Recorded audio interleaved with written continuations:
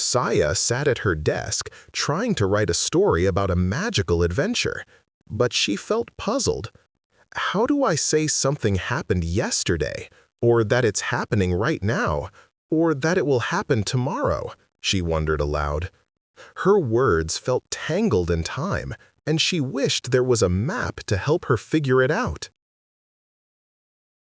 Just then, a wise old owl with spectacles, Professor Hoot, landed on her windowsill.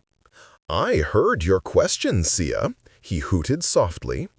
"Words have a magical way to travel through time. It's called tense.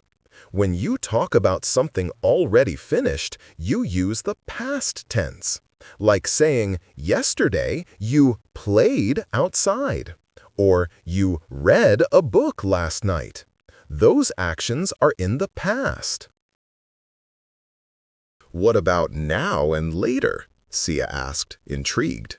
Professor Hoot puffed out his chest. "For what is happening this very second, you use the present tense. Right now, you are listening, and I am explaining.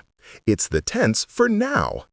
And for everything yet to come, you use the future tense.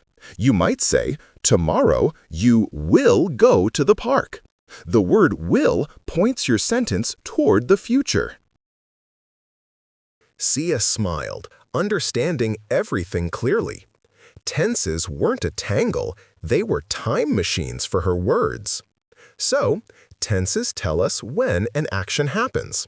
The past tense is for things that are already done, the present tense is for things happening right now, and the future tense is for things that haven't happened yet.